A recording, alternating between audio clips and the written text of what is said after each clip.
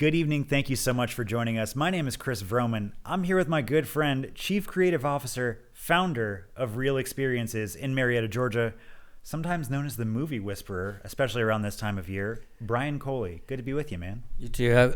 This year we've got these microphones in our hand. It looks like we were on the CB radios or something. You know, it's like 10-4, good buddy. You know, what was 1020 is your location? Isn't that right? Or were you a CB radio guy at all? You're too young for this. Smokey and the Bandit? Can you hear me, boy? Yeah, I'm definitely too young for that. However, I get why you would think that I was a CB radio guy.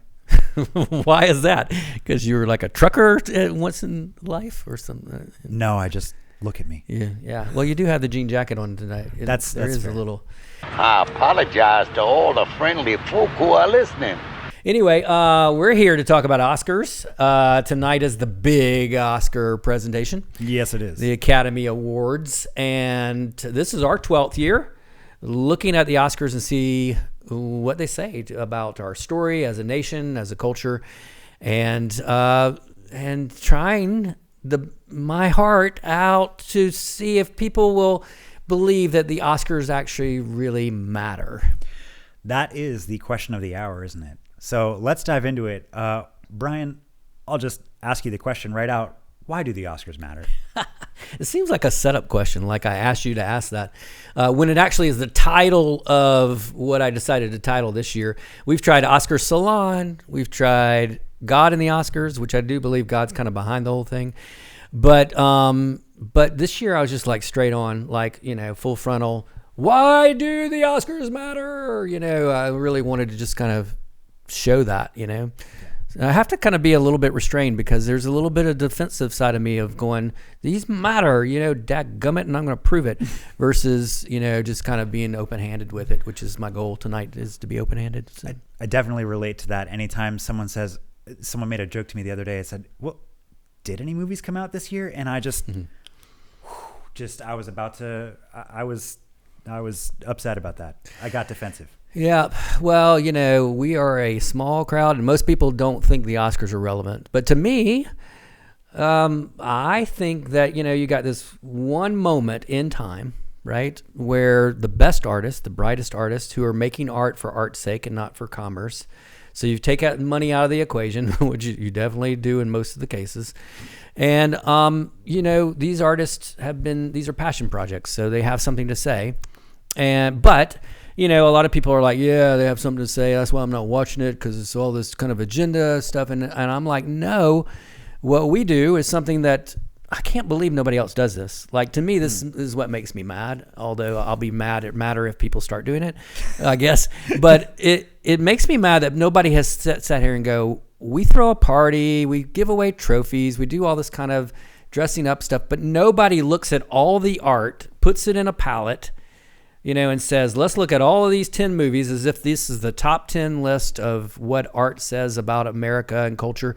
And what are the themes? What are the common things that are going on in all these movies that go across the movies versus just one movie, one winner? What does that winner say? All that kind of stuff. So that's why, to me, the Oscars matter so greatly, because we can take this palette of films and look at them and dive into them and find what connects them and go, man, maybe this stuff matters. And over the last 12 years, it has felt very prophetic. Maybe a big word, but I feel it's kind of prophetic. If foreshadowing might be a better word, but definitely showing how art can lead the conversation versus be behind it. You know? Yeah, I love that. Yeah, and for the past 12 years, you've been doing this, taking whatever the slate of Best Picture nominees are for the year, and breaking them down and kind of looking at them through the lens of a screenwriter, asking what is the dramatic question that these movies are asking, whether the main character is, you know, me, myself, just as an individual, whether it's the church, whether it's America. So, like, how has this played out over the past couple of years? Well, you know, I think I divided into almost presidencies, you know, like before Trump came along. And I've always said this, that I think Hollywood would be kind of shocked by this, that back in the 2014, 2015, 2016, before the first Trump presidency, when I first got into this, it was really about will we survive was a dramatic question, and there was answers to that, and the answer was we needed to get back to the life we know, we need to use our special skills to stage a comeback, and then we need to challenge the establishment. And if you read all that, it actually forms the platform that Trump ran on, getting back to the America that we knew, him using his special skills to help stage a comeback for America, and then challenging the establishment. And that became the Trump presidency, right? So I looked at this and went, man, we are foreshadowing this story that's about to happen. Do I believe that, like Hollywood or God or anybody else was ushering in Trump? No, but I do believe the art that we were making was setting the stage for someone like Trump to take the stage. Yeah. There's this thing that in most movies, or especially the Oscar-nominated movies, the first shot, the first scene matters a whole lot because it's going to kind of foreshadow the direction of the character arc throughout the rest of the movie. And if I'm hearing you correctly, it almost sounds as though these slates of movies were kind of like the first shot of the presidency, of like where are we potentially headed? Yeah, I mean, it's almost like a zeitgeist, right? It's just like really laying the foundation for what is that cultural conversation that we're getting ready to have, And then if we look at, right after Trump's presidency, so we go to 2017, all these films are made way before that, which is one of the things I always tell people is these are, the likelihood that all these films come together is so supernatural. And then the likelihood that whatever they say collectively is so supernatural that it was very supernatural to me that in 2017, the dramatic question changed from will we survive to will we be a we, which was everything that we were trying to figure out once Trump became president, right? Will we be a we? And that lasted all through his presidency, and that question kept lingering even through the last presidency.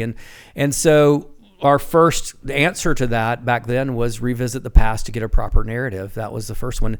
And this was very dramatic for me because once that Oscar ceremony was over, we got to see Charlottesville happen. And then in that fall, the Me Too movement happened. And these were all us going back and looking at past sins, wrestling with the past, wrestling with Confederate soldier statues, all these things that we did back then, and sort of trying to go back and look at our history as America. So that happened, right after that Oscars as a means of saying we'll be a we. Yeah, not a lot of subtlety in the answers to those questions. And speaking of not a lot of subtlety in the answers to the questions, this brings us to the first year that I actually saw you make this presentation, which was in 2020. And if I remember correctly, you sat down with, you were having a discussion with someone at Trilla Studios, and I think you literally said, I don't know, maybe something's going to happen this year where we have to like test our devotions to one another. And even then I was kind of sitting there thinking, okay, yeah, I mean, we got a presidency coming up. So, I mean, an election, made sense I guess. for the presidents, right? Yeah. Yeah. And then what we didn't happened? expect COVID to come. So the question was, will we be a we, and that was the question of the hour for that year for sure. But the answer was we're going to have to test our devotions with each other to see if we'll be our brother and sister's keeper.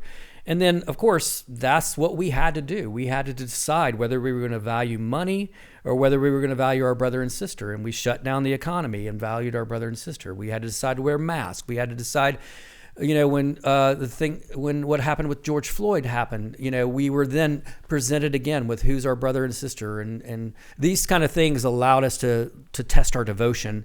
And then, of course, the election happened, and then that brought another level. January 6th happened, all these things, testing our devotions with each other to figure out whether we would be a we. So it was a big year in which, when I was saying this at, actually it was Pinewood Studios at the time that became Trillith, I was like, I don't know. I just feel like there's probably something that might happen this year that tests this idea, I don't know what it could be. I don't know how it could play out even beyond the election. And then COVID was like a little blip in that February, and then boom, all this rolled out. So I think one of the things I want to stop and just say is that I don't want to present this as like, oh, I'm so right, I'm so prophetic, and oh, this is just genius. This is not meant for me to kind of make me look good, and not meant for, I mean, there's a little bit of me that's just like, I want to justify this. I want to make sure people understand that the Oscars matter. But I just think that for me, like with 2020 and what you experienced, it's just the supernatural nature of this, to me, was what made me just be drawn to this. Nobody practically watches this video, and it's not blown up or anything like that. But I feel a stewardship for this every single year, because I just feel like this is important, and maybe one day it'll, be important to a lot of people. But to me, when I look at these examples, and these are just minor examples, every year there was something that happened that kind of rolled out and showed that the Oscars were prophetic or foreshadowing. But, to me, it honors the artist in such a big way, but it also makes the artist kind of humble, because they didn't put all these 10 movies together. And it even humbles the Academy, because even though they may have put these 10 movies together, they didn't know all these movies were going to have these things to say.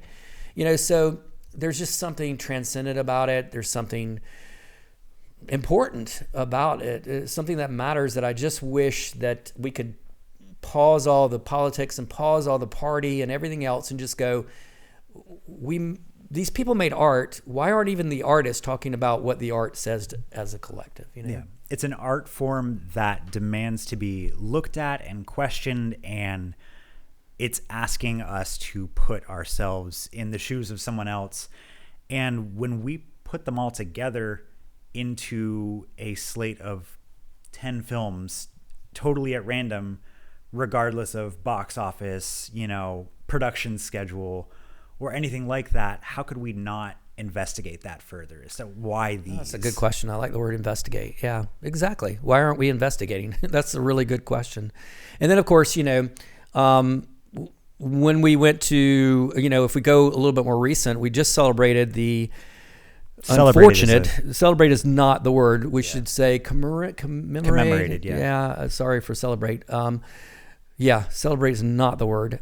Director's mind, writer's mind. Yeah, well, also stupid mind, stupid mouth, and editorial mouth. But this is the actual time in which Russia invaded Ukraine, and all of the movies that year were about territorialism. They were about marking your territory, and that you needed to stop marking your territory. And all of a sudden, we had this huge global event where somebody decided to mark their territory as somebody else's and step over that line. So that was a big year, where the Oscars were almost in step with what was happening, not even foreshadowing. It was in step with what was happening in, 3 years ago with culture. So for sure. And then, one of my favorite years for me was 2023. This was after COVID. We were trying to get our social muscles back. We're still trying to get our social muscles back. And all these films were talking about, can we break through barriers, relational barriers specifically, and can we set up boundaries? A lot of that was, relational boundaries as well. And to me, it was a huge year for me of really looking at how we needed to, I kind of boiled it down to, we need to talk to strangers. Yep. Like, we need to push through all these connections and relationships and everything else that's been hard for us after COVID, to those barriers, relational barriers, to be connected again. Again, the question being, will we be a we again? And then I didn't realize this was going to be so hard to, suddenly this is heavy, and it shouldn't be heavy. It's just a little mic, Yeah, this thing kind of weighs on you over time. This is a little bit annoying. It does, sorry. Don't you cuss on this here radio. Anyway, speaking of a barrier. I do like this year, because this is something that I've seen, like, as your friend, I've seen it impact you. Mm-hmm. And it's also such a clear picture of what investigating these movies can be, because yes, right, we're seeing some instances throughout the past couple of years where we're talking about large scale, global events. Yeah. And then also a lot of these things are also just questions that we can ask ourselves in daily life of, okay, if this is the dramatic question that these movies are asking, what does that mean for me? Exactly. I feel like that's been my quest throughout all these years, is I feel like even if I say this matters, still do you walk away and go, what do I do with this tomorrow? And for me, this was a year which I really like put it into practice, where I got this haircut like 2 days ago, and I was in the waiting room. And what I do in waiting rooms now is I put down my phone for sure, because everybody else has their phone, in a great clips, and I immediately disrupt people's phone time. Like I do it on purpose now, where I'm just, and if they'll go back to their phone, I'll disrupt it again, where I want to talk to them. I'm not trying to be mean or anything. I'm trying to talk to them. And so I will actually, try to start a conversation, and it's just been wonderful. It's actually been wonderful, the ability to kind of try to break through those barriers and try to set boundaries for my phone, is how it played out with me. So that was 2023, which has not been that long ago. And then last year, we had a shift in dramatic questions. So 2023, we were still with, can we even be a we? Still. And I also want to throw in that was the year in which AI was kind of coming on the scene. So we were trying to figure out the barriers and boundaries, which we're still trying to figure out today, of, like, where is the boundary that we need to set for AI, and where is these barriers that it's breaking. So yeah, there's a lot of these themes that I'm kind of picking up on, the fact that they just, even if they're not at the forefront from one year to the next, there are still traces of a theme, or like, it's almost like a foundation for whatever comes. Yeah, I feel like it's almost like and I'll talk about this a little bit later, but it's like these movies form Lego blocks that are just on top of each other, right? And it's first season, like they all, like during this time of Will We Be a We, it was like Lego blocks on top of each other. And now the dramatic question has shifted. Last year it shifted, and this year it's the same question, which is another building block, different answer. Spoiler alert. Spoiler alert, but same question. So last year, we went from a we to an I. We went to a me, basically. And so these were the 2024 Oscar nominees. And they were all about sort of, you can see I make bubbles every year. And the biggest bubble was self-definition.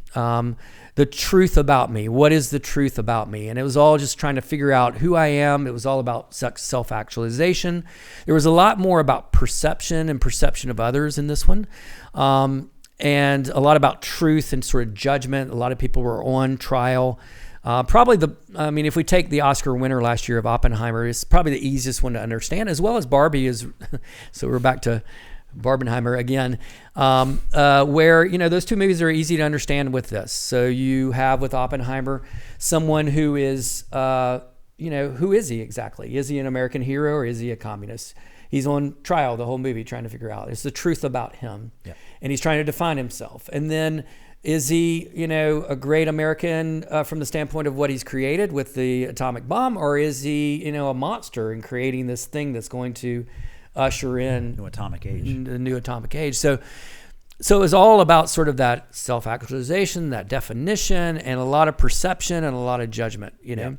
So, and then you look at Barbie, and Barbie is sort of the same thing. She's stepping out of her world, stereotypical Barbie, and she's going to the real world to figure out who she is. She's trying to define herself, but she's got to get out of her world and kind of go into a different world, the real world, to see, who she is and whether she's going to be a human, Yeah. So those two movies are kind of, you've probably seen them, and they represent last year in a really wonderful way, but so do all the other films, that were a part of that. And then the question, I like to think the question is still like, who am I? That ties both of these years together. But this was definitely about, I guess, because this was such a new question, I was saying, like, who am I? How do I define myself or redefine myself? Some of these characters were redefining themselves. So the answers to that was we needed to step out of the role that I have in my world to free myself to become more human and fully me. We have to overturn the perception of others, and we have to come to terms with the part that I played. So those were sort of the answers I found in last year's, movies. Yeah. Yeah, go ahead. I was just going to say, we've talked about this before, how all of these are phrased in a very specific way, driven by like what the actual slate of films was. Yes. And I really appreciate this year, looking back on it now, even more so than I did when you were first presenting it, both because like, yeah, I could see throughout the year some major world events that were obviously in line with this. It's not hard with an election year, but I think that's part of, what, if we're investigating what these movies are saying about, call it America, if America is the main character. Of course, election years are going to be important because it is a very public, it's a whole year where everyone's opinions are headline news. And I really appreciate the phrasing here because it's just so clearly, we did not have a normal election cycle. I struggled this year to find some of these answers. The dramatic question of who are we, I believe, because it's an election year, that's pretty a given. We're asking who are we, and who we elect, what we're doing. So I can see that being very relevant and very much a question that needed to be answered. I do believe that, there is, for better or for worse, there's a lot of perceptions that are being overturned right now. And a lot of perceptions that were overturned even mid-year with the change of candidacy, of the candidate and everything like that. And a lot of coming to terms right now with the part that people play in who they elected, or who they didn't elect. So you could see that these themes maybe they're, right when the Oscars happen, like that territorialism, and then some of them sort of have a lag time that just drags into the next year, So I still think that these are things that are still forming an answer that is on top of the answer for this year as well. But I do think overall, I still want to say that the change in dramatic question seems to be the change in our dramatic question that is happening in our culture right now, which is we are all asking ourselves, who are we? On the world stage, at home, in all the actions that are being taken, where every news cycle is this the constitutional way? Is this who we are? Is this America? Like we're asking this question like crazy right now. And I think that there is a perception of others that drags over from last year that's there. And there's also sort of a, hey, if you're going to do this, then you got to understand the part you play. Like Oppenheimer had to understand the part that he played in making the atomic bomb. There's that fantastic scene where he is being, interrogated basically by the lead counsel in this, investigatory committee. And he is just struggling to answer the basic questions of what did you support? And denying, oh no, I didn't actually support that. I was just there. And that kind of back and forth. And so, like the part that he played, he's having to reckon with that. I mean, even the news cycle right this second is coming to terms with the part we played, or with the part, we played within the relationship to Ukraine. Like we're, these narratives are changing, and all of a sudden the narrative that, was the narrative of why we were helping the Ukraine is suddenly being tossed up into the air. And it's making us think about the part we played in this war, so. You get into those news cycles, whether it's Ukraine or, even something like forest management in California, where any sort of question or controversial looking headline spawns a dozen others explaining, well, why do we do this the way that we do this? Right. Here's how we can understand, like, what, why did we do this or this or this when it comes to preventing forest fires, when it comes to preventing or supporting one side in a war. Like, a lot of it is now under a very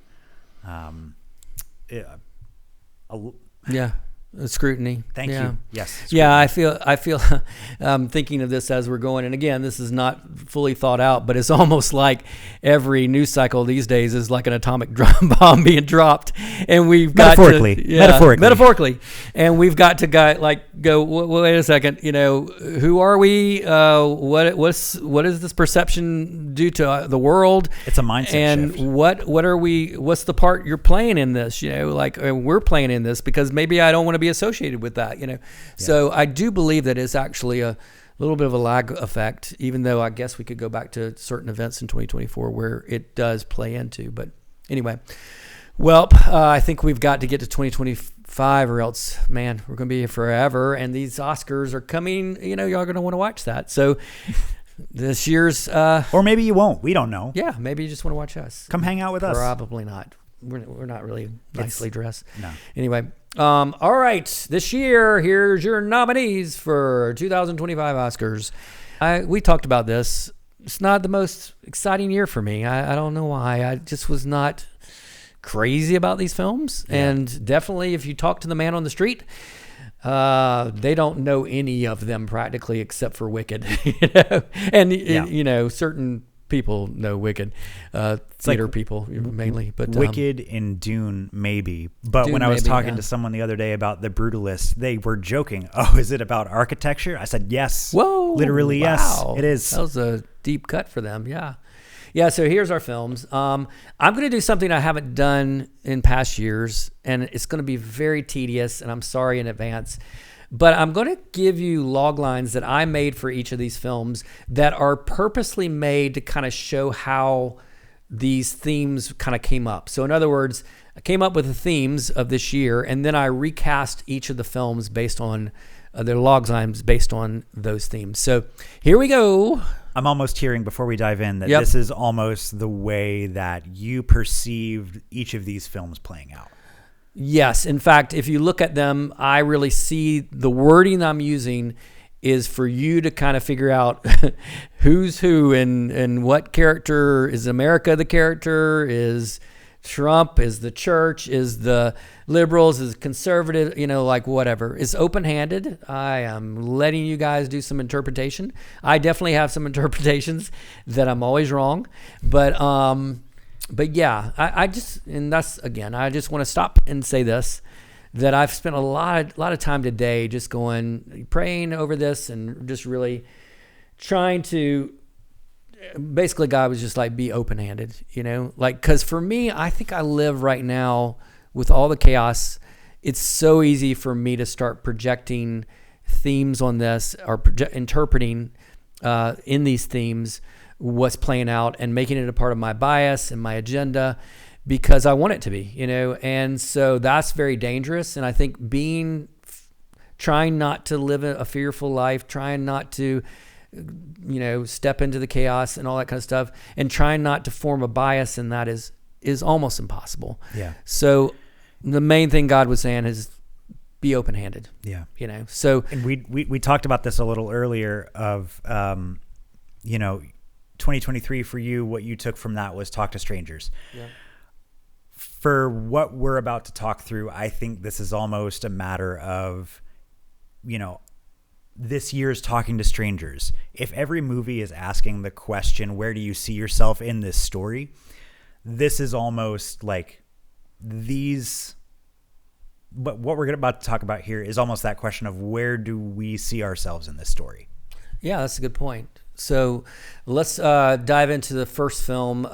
Dune came out, probably the first one that came out last year. It's like a year ago, yeah. Yeah, and so the log line here is a former heir to the throne finds a place amongst the disenfranchised clans, which is the Fremen, if you know Dune, and eventually takes advantage of their simple belief that he is chosen, that he's kind of their messiah, to rise and take the throne of power as emperor. Spoiler alert, sorry, he becomes the emperor at the end. Yeah, it's good that we're starting off with a movie that came out in March of last year because it gives us the opportunity to reemphasize, you're going to get all of these movies spoiled for you. Yeah. And, well, I don't, yeah, you probably will get them spoiled. Sorry. Yep. All right. Still worth watching. Dune. Okay, and Nora, people don't know this film, probably haven't seen this film, so it's like Pretty Woman meets Cinderella meets something totally different. And that is, it's like this hopeful prostitute, just like Pretty Woman. She makes a business transaction with this petulant man-child. He's just having sex with her and playing video games. And she has hopes, and they go, and he promises marriage to her, and they go get elope and stuff. And she's going to have this new life, just like Pretty Woman. And only the fact is that his Russian parents, who are oligarchs, they come and make sure that she's left with nothing and divide them. And they're the ones who really control his agency. He doesn't really have any. And so that's this film. Yeah. Okay. Yeah. All right, moving on to A Complete Unknown. This was my favorite, actually. I loved this one. I saw it a couple of times. This is the story of Dylan, and basically he becomes this icon of folk music, but he ultimately defies the gatekeepers of folk and recognizes that it's time to move on and to make a new sound with his electric guitars. Definitely his journey from being like an outsider to folk to becoming an icon of folk to defying the folk people to then making a new sound. With love and respect, one of the longer movies on this list with a short tagline. And also very complete. Yeah? That's my only observation. Unknown. Okay. Yeah. This one's going to really not satisfy the theater people. An outsider who becomes a chosen one. And we know it's the Wicked Witch. We know she becomes the chosen one after a whole lot of time being the rejected one. Again, an outsider, Cinderella kind of story, becomes the chosen one by the wizard because she has special powers. But then she finds out the wizard, who everyone holds in great esteem, is really a fraud, and she sets a course to defy him as well as gravity. Oh, I wanted to sing the whole song. That'd be good. I'm not going to join you in that, but I'm fully supportive. Okay. Very supportive. All right. But you're on your own. Here we go. The Brutalist. 4-hour film with an intermission. Heavens to Betsy. It was long. Immigrant. He's fleeing. He was in a concentration camp, fleeing the Nazis. He's following the hope and promise of America as an immigrant, only to find similar abuse and othering from he's got this rich and powerful patron who is only a puppet master. And in an act of defiance, he takes the rich man's project, this artistic project, the architecture project you were referring to, the Brutalist project, and turns it into a work of commemorative art for his own Jewish heritage. So that is the Brutalist. Then we go to Conclave. Conclave is the Pope dies, and this priest is put in charge of what's called the Conclave, which elects the next Pope. And there are liberal priests and there are conservative priests, and they're all vying for power and who's going to be the next Pope. And he's trying to figure out the truth of everything and root out all these secrets. And then he finds a third option, spoiler alert, and it's the chosen one who secretly defies all expectations. So that's Conclave. Yeah, I cannot emphasize enough. Yes, that's the entire movie, and also it's still very much worth watching. This one's my favorite. We got your favorite in there. All right.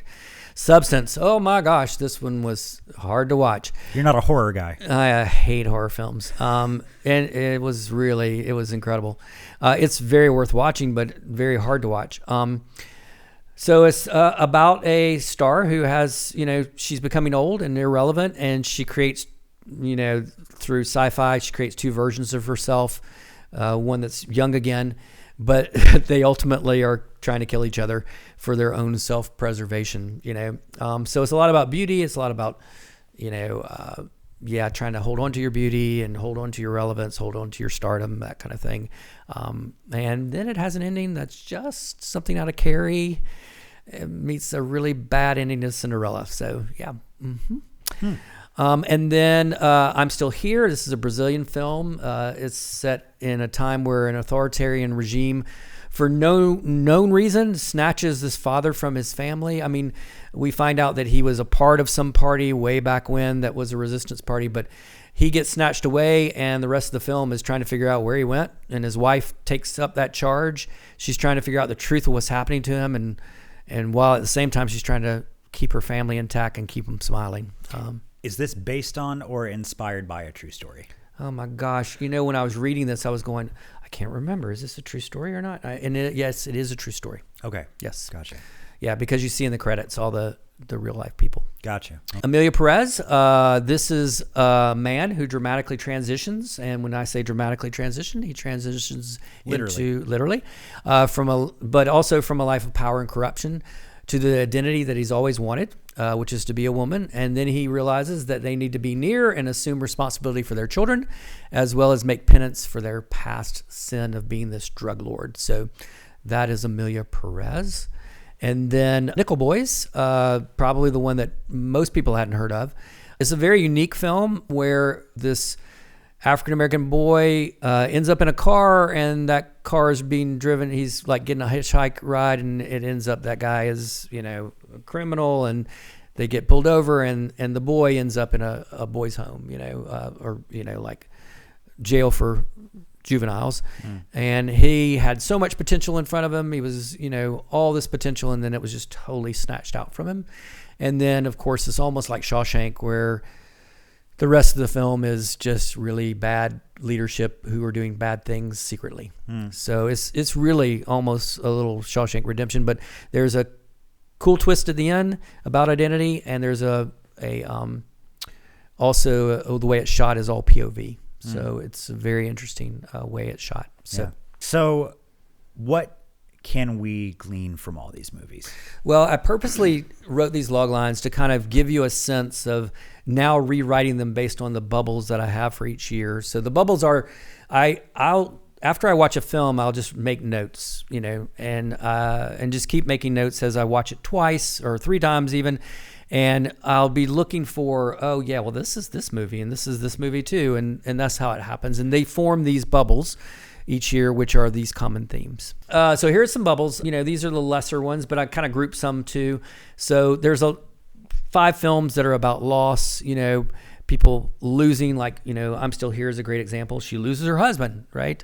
And she's dealing with that loss, There's the loss of innocence and youth that you see in Nickel Boys, You see a sense of loss with Amelia Perez with her children, but then, she's struggling to get them back, and then I won't talk about the ending where there's a loss there too. But films in which there is loss. Then there's, again, these are sort of the minor bubbles. There's a lot of female protagonists, which is nice to see, and a lot of kind of sisterhoods. Amelia Perez and Wicked are kind of those sisterhoods. So you see that. You keep saying these are the minor bubbles, but it should also be noted that both of these so far are half of the movies, which sometimes still the bubbles big. Are like, 3 or 4. I won't do a bubble that's I won't do a bubble that's not at least 4. So, there are ones that I go, oh, it's a musical, but that's just Amelia Perez and Wicked, So yeah, that's fair. That makes sense. Doesn't make it. But ones that make it are like, here you got female protagonists, right? I love this one. This was one of those ones that I was just like, oh, this is kind of cool. A lot of the titles are identity titles. So I'm Still Here, Amelia Perez, Honora, it's almost like straight on a complete unknown, meaning what is my identity? Who am I? A complete unknown, I like to do this thing when my wife and I watch a movie where if they say the title, I'll say roll credits, and I'm hearing there are a lot of roll credits moments in some of these movies. Well, it is about these people, right? It is the brutalist. It is Honora. It is this conclave. It is someone who, is being defined as wicked, like their identity is already being made. So it's identity titles. Nickel Boys. This is them. This is who they are, right? So you leave out like Dune and the substance, but, these are, and I think one more I must have left out, but these are identity titles, titles that strike into identity, or strike into. I don't know what that means. Then 9 of the movies have, and this is not surprising, but I think it's more accentuated this year, is just a lot of distinct colors of people. You got a green person, you've got black and white people, you've got Hispanic people, you've got Jewish people, there's just you got Russian people, you got a lot of different colors, different creeds. You've got a lot of different creeds, even in Dune, among the Fremen people, where there are Right. interfaction divisions there. Yeah, there's the people, Fremens in the south and Fremens in the north. Like Yeah. there's all these kind of creeds.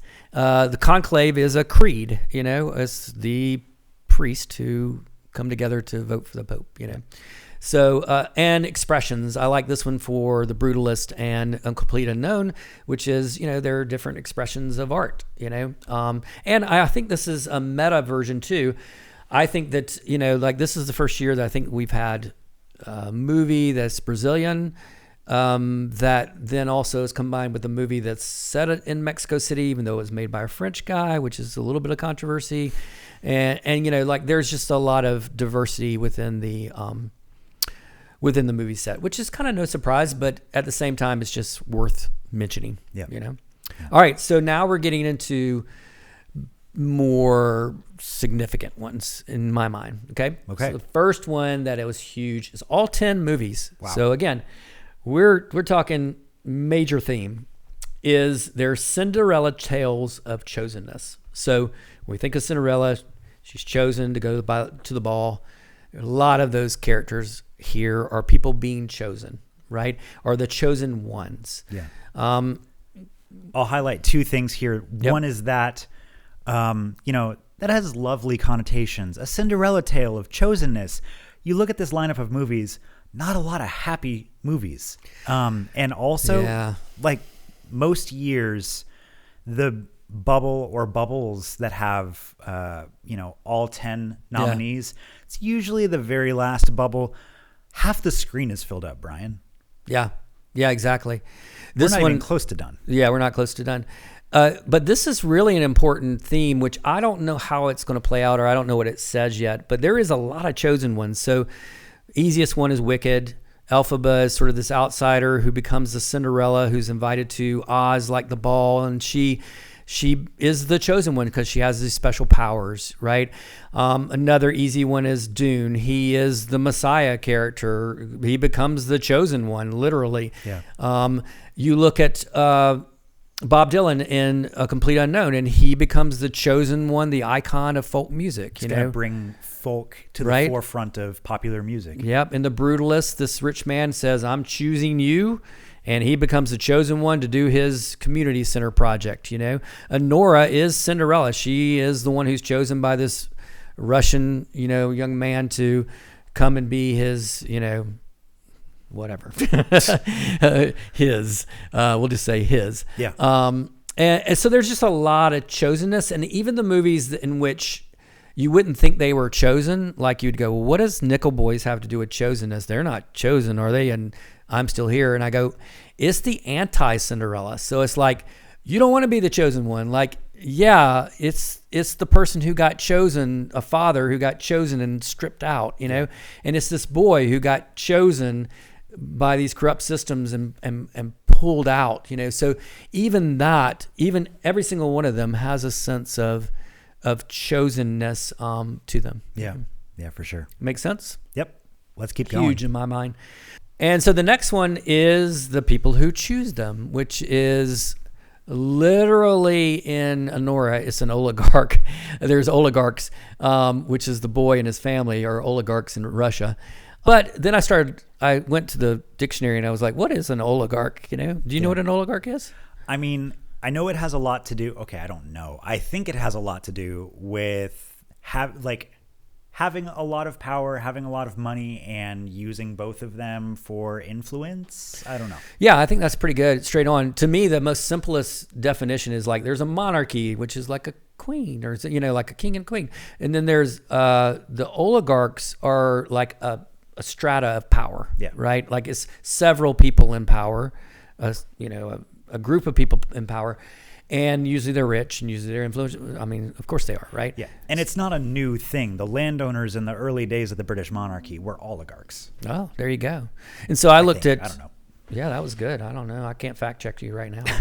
But Conclave, I started looking at that movie and I was like, this is an oligarch. It's a whole bunch of priests who have power and they come together as this conclave, which is this oligarchy, to choose their person, Yeah. The Catholic Church is wider than the people wider than the people just in that room. Right, exactly. Yeah. We could look at it and go, well, just like, I guess, Russia, you look at Putin, but then there's an oligarchy, which is the ones who are like the conclave, that kind of thing.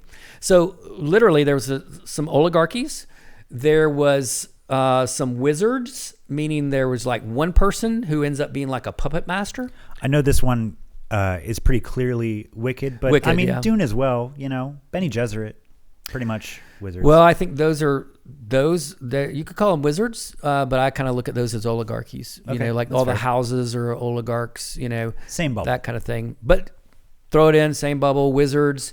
To me, I kind of gave space for the one person. So in The Brutalist, it's this one rich guy who's the patron. I see. And he's a patron wizard. So like the wizard in Wizard of Oz, in Wicked is the patron wizard of Elphaba, right?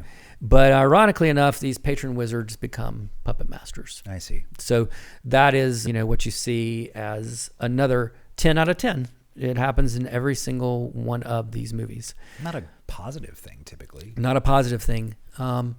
There's a lot, speaking of not a positive things, a lot of things being kept secret, and trying to figure out the truth of the secret. So the wife, and I'm still here, she's trying to figure out the secret to what happened to her husband. Right?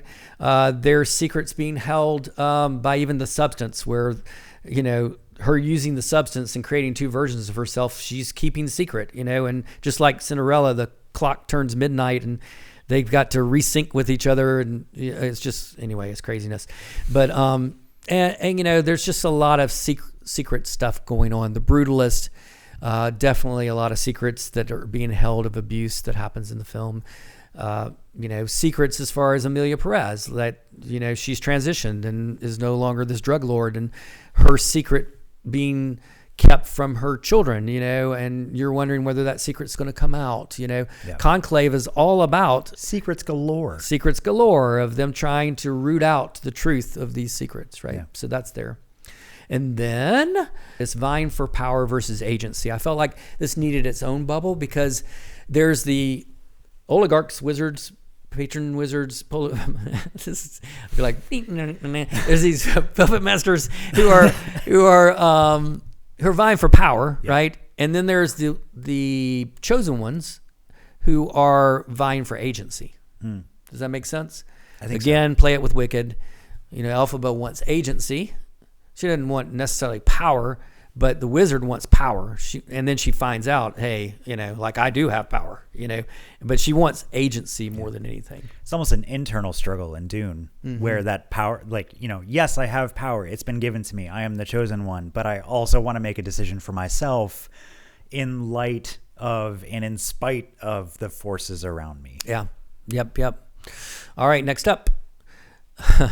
This is not a very popular take, especially if you're an old, rich, white male, but that is the characters who are being exposed. So this is, if I'm being honest, it's just what's there. Now you can say this is liberal Hollywood, blah, blah, blah, but I'm just pointing out what's there. Yeah, I was about to say, this is probably one of the few bubbles that Hollywood would point out and be like, that we intended. Yeah, exactly.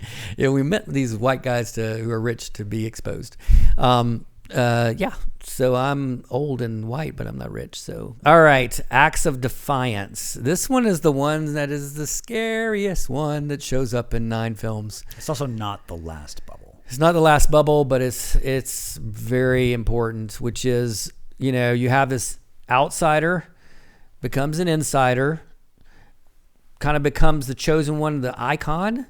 And then the end of the film, the climax of the film, they defy the puppet masters. They defy the people in power, the patron wizards, that kind of thing. They even sing songs about it, like Defying Gravity. Oh, I thought it was Defying the Puppet Master. Defying the Puppet Master as well. That's the remix. That's a Weird Al remix. Oh, that's what you want a song about. Yeah, exactly. Defying the Puppet Master. Sorry, bad joke. Continuing. So, yeah. This is one of those ones that was like, I saw Wicked, right? And then I saw A Complete Unknown. 2 totally different movies, right? One's a musical, Wizard of Oz. The other one is, I guess, kind of a musical. So you could tie it together that way, but that's not the way I tied it. So all of a sudden, I saw a movie about Bob Dylan, and I came out of that movie. I texted my child, and I said, Wicked and A Complete Unknown, same movie. And he's like, what? And so I go into it and I say, no, it's an outsider becomes an insider. They have special talents. They become sort of the chosen one in that genre, or, they become the chosen one. And then, Dylan just goes, you know what, folk music people, I'm bringing the electric guitar out and I'm defying you. And it's this big scene where he defies the folk people, at this folk festival with that. And it's the same scene as Elphaba when she goes and, sees the wizard and says, ooh, I see some things here. And, same kind of wizard and oligarchy. Like there's an oligarchy in the folk music world. So there's this panel that says, we're not going to let guitars, you can't bring an electric guitar in here, and he's like, okay, defying that. And it's all about him bringing a new sound, right? Which brings me to the last bubble, which we're back again this year with self-definition. So all of these things by the end of the movie are there to say, this is who I'm going to be. This is me, right? Like I'm creating the new sound of me. I'm creating me now. And the defiance, the, going against the oligarchies, the going through the period of chosenness as an insider to then defy, all these things are all about who will I be? How am I defining myself? Yep. I'm super curious. You have self-definition as the biggest bubble here. That question, we've talked a couple of times already about the specificity in the wording here. Yeah. Why is it who I will be and not who I am? Yeah, so you remember last year was the truth about me. So again, we were trying to figure out the truth about Oppenheimer. This one is more about, in defining myself, who I will be is the most important part of it. Who I'm going to be. By the end of this movie, who am I going to be, And, so a lot of these movies are just saying, who am I going to be, at the end of this movie, I would say Conclave is a little bit like it's still, they're trying to choose, who the Pope is, but it's still the church. Yeah, absolutely. There's a wonderful quote, and I'll probably play the clip right now. Interesados solamente en nosotros mismos, en Roma, en la elección y el poder. Y esas cosas no son la iglesia. La iglesia no es la tradición. La iglesia no es el pasado. La iglesia es lo que hagamos en adelante. But that is exactly the spirit of these Oscars is who I will be is what I do next, Yeah. And so that is the who I will be, kind of concept. Does that make sense? Yeah, it definitely does. Yeah. Versus the truth about me, you know. Am I stereotypical Barbie or am I what am I exactly, Yeah. A lot of these movies do end not necessarily on a cliffhanger, but with the knowledge that something comes next, whether it is, good point. Literally with Wicked, this is the first part, the Wicked Part 2, Wicked for Good is coming out this year. Yeah. Dune there is another book. Maybe there's going to be another movie. Oh, there sure will be. End of Conclave is the start of a papacy. Yeah. Yeah. And, in The Brutalist, it's all about, I'm an immigrant. Who will I be? Exactly. And that's his journey throughout the whole film, but his destination is still who will I be, as his act of defiance that he does. So yeah. All right. So the dramatic question. Again, we're coming back around to this idea of who am I? Who will I say I am? And I feel like this is our news cycle right now. This is the who will I say I am? As America, and who are we going to be? Is really I think what we're writing this year. So the answer to this question. Oh boy. This is pretty, based on the log lines I gave you and everything like that, I think you probably see this one coming, which is there's a first part, which is the outsider becomes an insider. So there is an aspect that you have to, for a time, you can't eliminate that most of these movies, there's a huge first act to the second act where they are becoming an insider. Bob Dylan is becoming an icon of folk music. So I don't want to ignore that journey where most of these characters, like in The Brutalist, he's an immigrant who's becoming an American, like he's learning how to live in America, But there comes a time in which they find out that there's a lot of puppet masters and wizards and oligarchs, and they go, I'm out. I got to define myself, Some of it leads, like Honora is more tragic, where she is actually unable to, she kind of is left cold at the end of the movie. Like she's left out in the cold as she's trying to be an insider, and she never gets that insider status. So she doesn't become the icon. She doesn't become the chosen one. Yeah. Even though she's kind of chosen at the beginning, the first act, she doesn't become the Messiah like in Dune. Instead, she becomes the, thrown back to as if she's just trash, Yeah, these, become an insider to see behind the scenes and even accept being elected to lead the scene. That is not without consequence. Like you just saying, there's a reason that Lost is a bubble there as well. And even with something like Conclave, he's accepting leading the conclave, but there are hints throughout the movie he doesn't want to do this. And he told the Pope that he didn't want to do this. Yeah. But he's here. This is where he's at. He's the chosen one, accept right? He's been chosen by the Pope to lead behind the scenes, right? Yeah. And so that is a part of the answer to how do we be, who we're supposed to be. We have to go through a process of insider, outsider, or outsider to insider, to understanding what that process is, to then, peering behind the curtain a little bit and seeing that there's a man in, paying no attention to the guy behind the curtain kind of aspect of things. Yeah. So then that leads to what ends up being the answer in these films, which is very, I'm scared to put this out there, but I know that ultimately I will have to defy the powers that be, the oligarchs, the wizards, the puppet masters, in order to forge a new identity. So there is an element of defiance that is towards identity. Yeah. That I will have to. Not might need to. 9 of these movies are about defiance. There's not a lot of wiggle room for might there, it sounds like. Or a little bit. But no, not if you're going to say who you are for these characters. Yeah. Why, other than the fact that it's in Wicked, why defy? Why defiance? I know, right? I don't want to use that word because that brings up images of January 6th to mind, right? Yeah. There's defiance in all of its connotations, whether it's January 6th or the civil rights movement.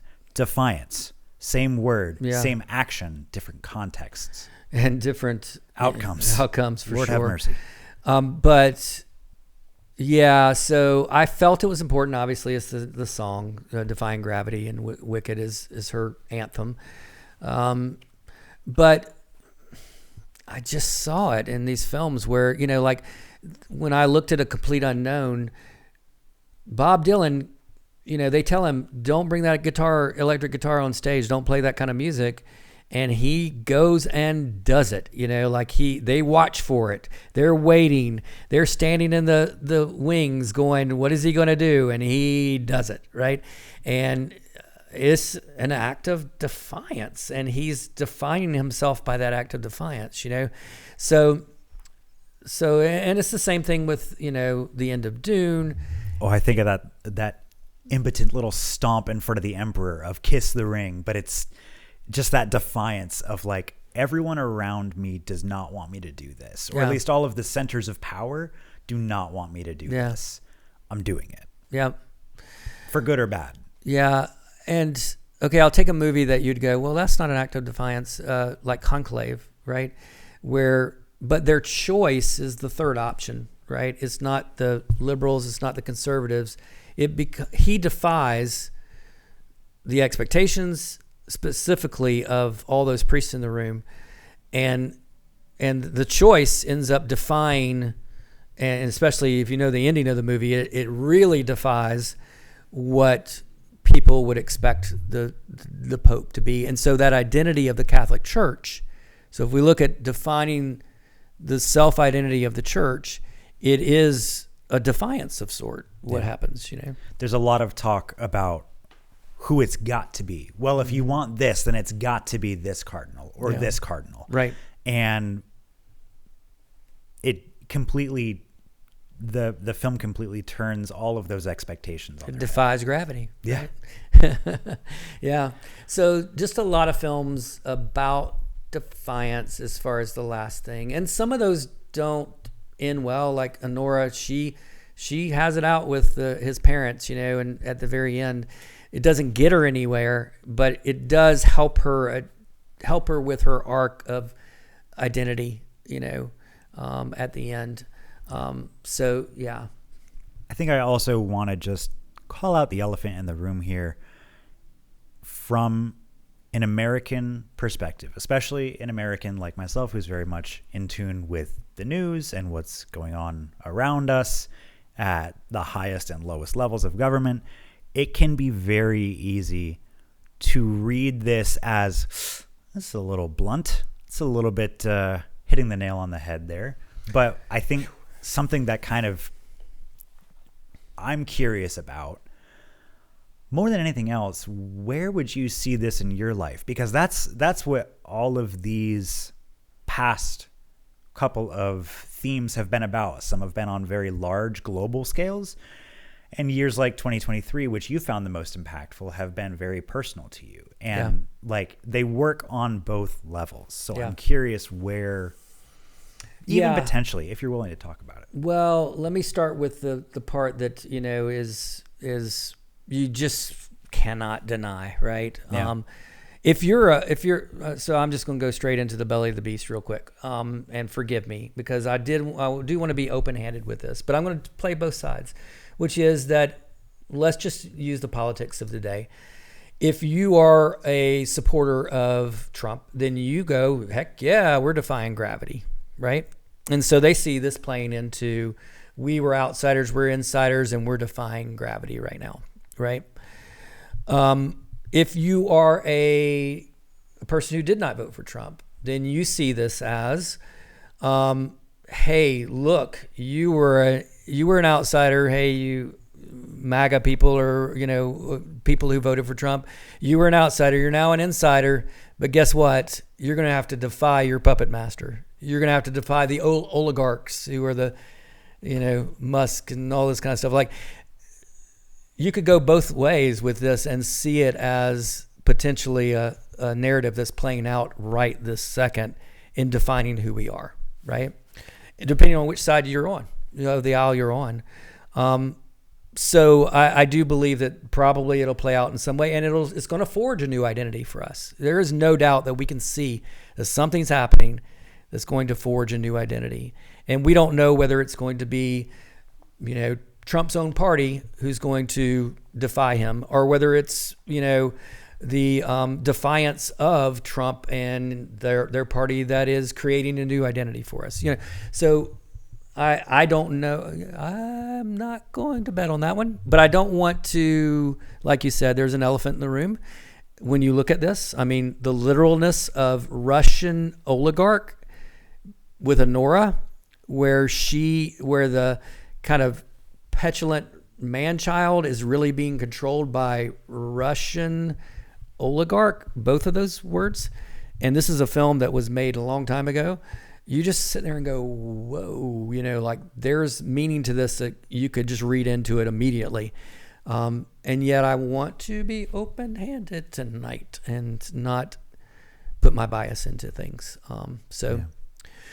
To answer your question, which is it better to look at it not like that, or not as the church who needs to understand what, whether they need to be defiant, as a church to bring back their identity, which again, my bias is yes.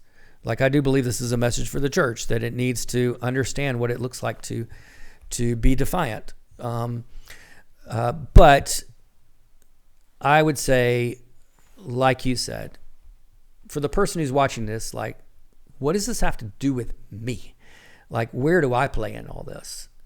And I can tell you a story that I felt like brought together a lot of the things. So I said earlier that I feel like what happens is that it's like building blocks, right? That you have all of these themes that kind of build on top of each other. So you have the we and the territorialism of 2022. You have the boundaries and barriers of 2023. You have the truth about me and defining me with 2024. And then you have the who I'll be and define of 2025. And to me, I was able to kind of look at this and go, how do I bring all this together personally?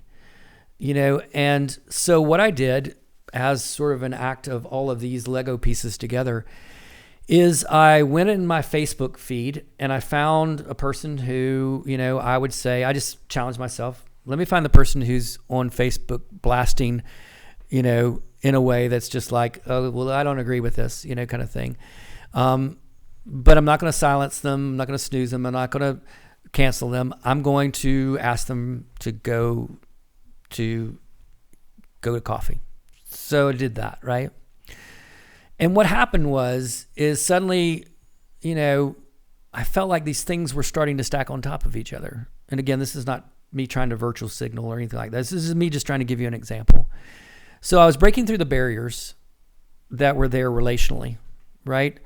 And, obviously we're both setting boundaries of, like, what are we going to talk about? Those kind of things. But I was wanting to really hear him define himself. What is the truth about you? What is the truth about why you post on Facebook the way you do? What is the truth about me and defining me, right? And then we move the conversation to, like that place of this year of kind of going, we went from outsiders to insiders with each other, right? Like we were both insiders. And then we were able to look at the puppet masters around us and go, I really feel like we are being controlled by something here, and we all have agreed with that. Like that social media has put us into these echo chambers. Like, I feel like I'm being controlled, that I only get this kind of news and all this stuff. And so you start to unmask each other's puppet masters. And then it's like, well, I'm going to defy that, And this is even an act of defiance, what we're doing right now. And who I will be after this conversation is better defined. I better define myself by virtue of leaving that conversation. So to me, that's what you could do. Yeah. That to me is an example of putting all those Lego pieces together is an act of all of these dramatic questions and answers being put into one simple act of reaching out and trying to go to coffee with somebody and not arguing with them, not creating a debate. We weren't there to debate each other. We weren't there to argue with each other. I was there, like you said earlier, on an investigative trip to figure out who this person is and be able to define myself by the truth of what we believe. Yeah. You said something really important there, or something that struck a chord with me, which you said something to the effect of this conversation in itself as a defiance. And I think that kind of strikes at something that I have been wrestling with since we sat down and started talking about this, which is the big and small scale of all this stuff, which is that even that act, defying, that is not something that brings scale with it inherently.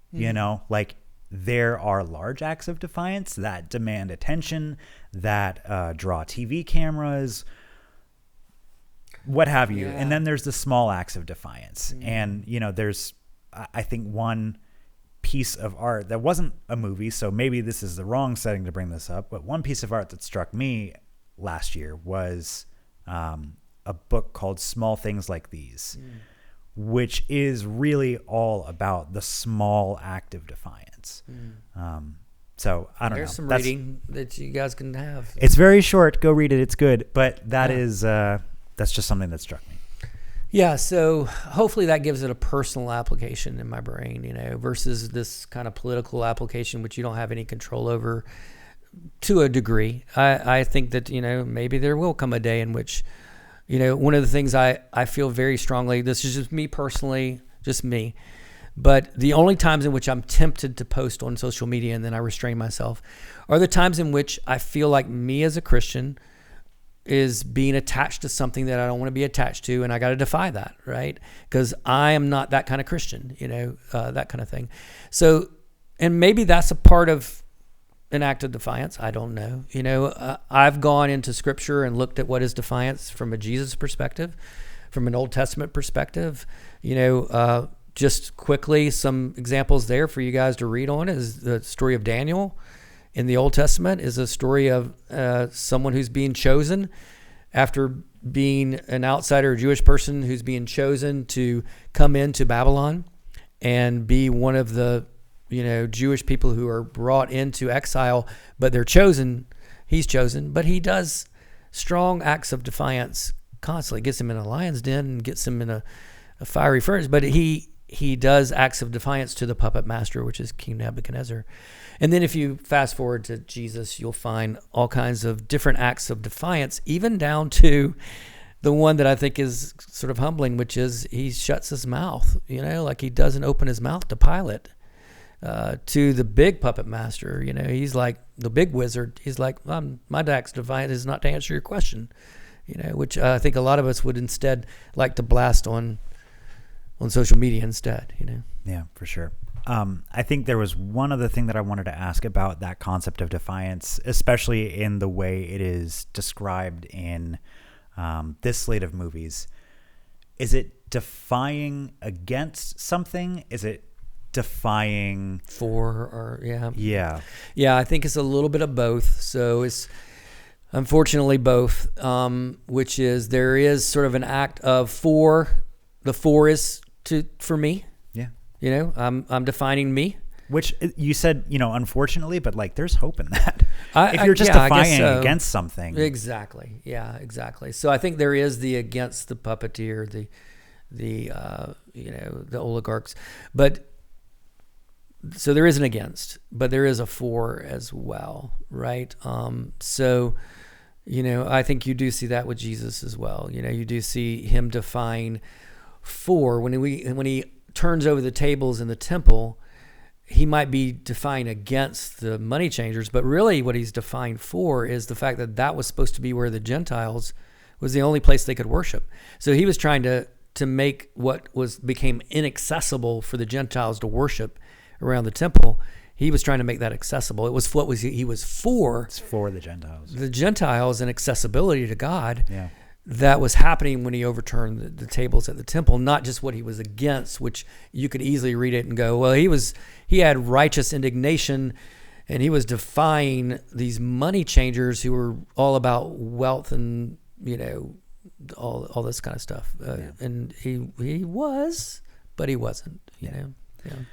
It's a lot of hard stuff that we're talking about here. A lot of this has some pretty negative connotations. And like you mentioned, and I relate to, it's bringing up some fear. If all of, I couldn't have predicted, nor could you have, that 2020's question, will we be will we be our brothers and sisters keeper?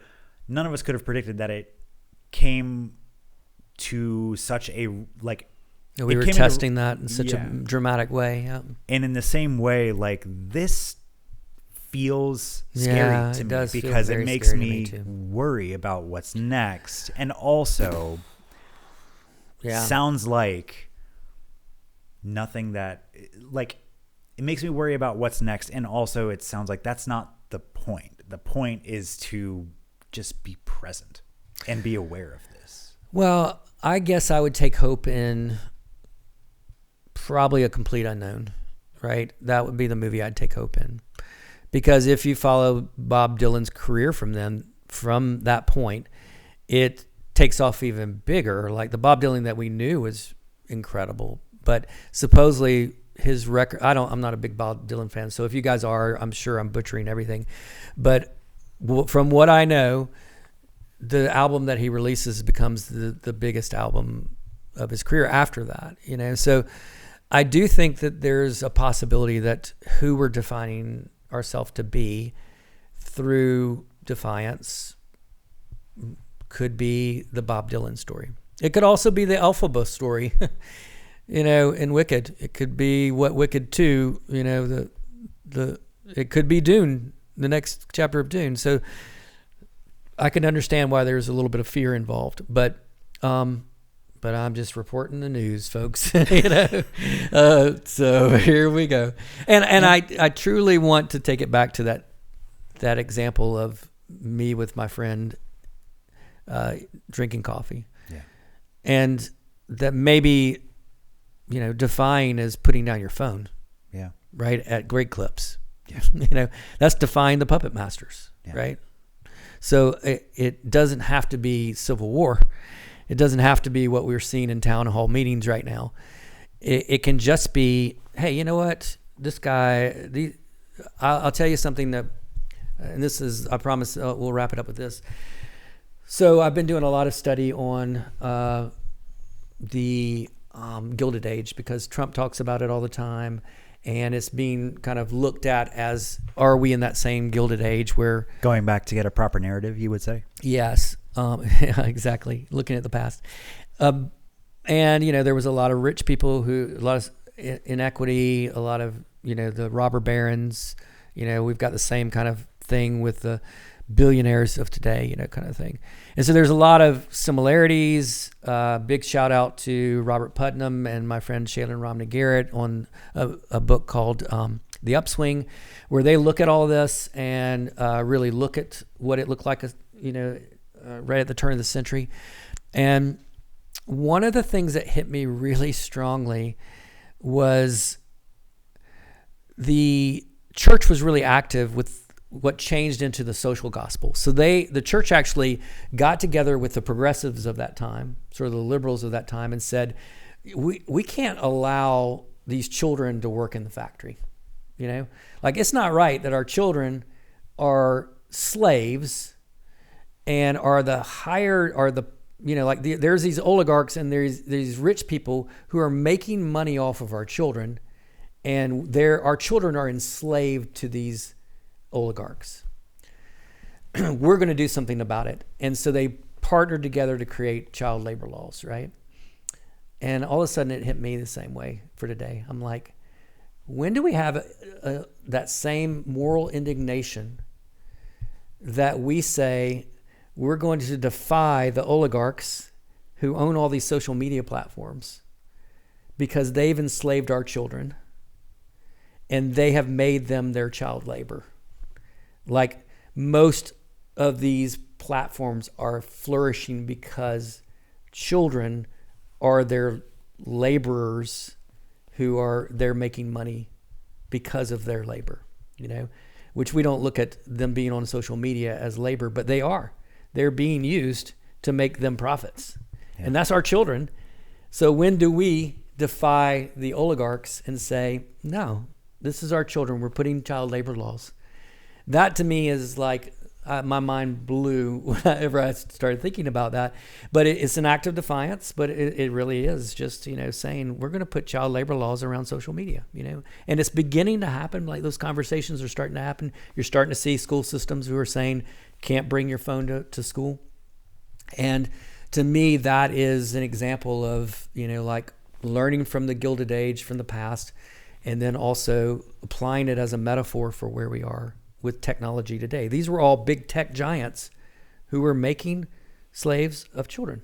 These are all big tech giants making slaves of our children today. Sorry, that's my take. It's only my take. Don't worry. You can talk in the comments, whatever. Well, we've covered a lot tonight, Yep. and I really appreciate you going through all of this with me. And we've talked about a lot of heavy stuff. So let's take a deep breath in.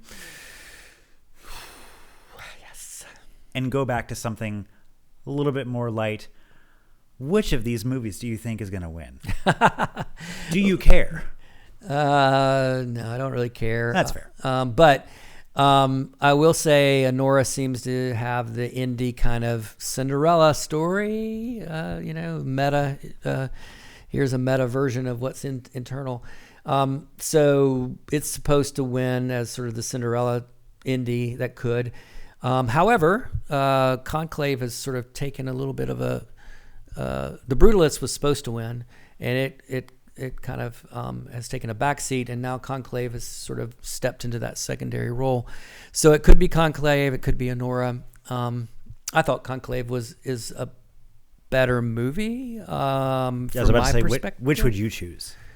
I would definitely choose Conclave, only because I'm a Christian and I love seeing the inner working of the church. So sorry, I like that a lot better than watching a couple of hours of people having sex. So and again, I'm not trying to be a prude. It was just like very graphic sex. It's not your kind of movie. Not my kind. It's like a horror film to me. But anyway, so that's what I think may happen tonight. I would also choose Conclave. One of my favorite kinds of being movie. all selfish. What do you want? Yeah, it's Conclave. Love political thrillers, and also love that they married that with a actual faith drama about what the church can do in this world. Yeah. So it's very good. I love that, that thing where everything breaks through from the outside, and then the ending, Houston, my child said, at the end you hear the birds from the outdoors. They all take a beat before casting their ballots. Yeah, and there's something about God breaking through the nature, the world outside breaking into the church, which he pointed out, and I love. So, yeah. Well, this has been fantastic, Bryan. Fantastic. Yeah. I'm a little worn out. Yeah, me too. It's been wonderful. Whew. Thank you so much. I don't think there's anybody watching now. Do you? I have no idea. So I think we were supposed to do this in an hour. We're going to see if this is an hour, which is not. So. Well, we'll see. Thank you so much. I really appreciate it. Thank you all for joining us, and enjoy the show. Have a wonderful evening. Yeah, have a good Oscars.